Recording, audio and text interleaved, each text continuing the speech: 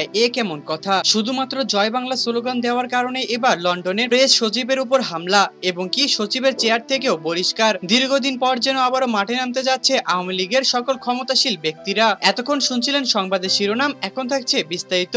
সকাল 9টায় লন্ডনে শুরু হয়েছিল আওয়ামী লীগের মনোনয়ন র্যালি। তবে সেখানে যেন প্রেস ক্লাবের এক সচিবও ছিলেন, যেখানে জয় বাংলা স্লোগান দিতেও দেখা গিয়েছিল তাকে। কিন্তু সেই স্লোগান যে তার এতটা পরিমাণে ভয়ানক অবস্থা টেনে নিয়ে আসবে সেটা হয়তোবা কল্পনা করতে পারেননি তিনি। শুধুমাত্র জয় বাংলা স্লোগান দেওয়ার কারণেই নাকি বেদম মারধর করা হয়েছিল সেই লন্ডনের প্রেস সচিবকে। তবে অপরদিকে যেন আবারও দীর্ঘদিন পর দল গঠন করে মাঠে নামতে যাচ্ছে আওয়ামী লীগের সকল শক্তিশালী বাহিনীরা। দীর্ঘ 11 মাস পলাতক থাকার পর যেন আবারও পাখা গাজিয়েছে এই আওয়ামী লীগের বাহিনীদের। কেননা বর্তমান সময়ে ডক্টর মোহাম্মদ ইউনূস বাংলাদেশের অন্তর্বর্তীকালীন সরকারের চেয়ার থেকে পদত্যাগ করার পর থেকেই যেন একের পর এক দুর্নীতি বেড়েই যাচ্ছে। তবে সবকিছু হওয়ার পরেও যেন বাধা দেওয়ার মতো কোনো শক্তিশালী দল দেখাই যাচ্ছে না। সর্বশেষ কি তাহলে আবারও দীর্ঘ 11 মাসের অপেক্ষা ফুরোতে যাচ্ছে এই আওয়ামী লীগ সরকারের, নাকি আবারও ঘটতে চলেছে এখানে নতুন কোনো ষড়যন্ত্র? তা আপনাদের কাছে কি মনে হয়? অবশ্যই আমাদেরকে এই বিষয়ে কমেন্ট করে জানাতে একদমই ভুলবেন না। ধন্যবাদ।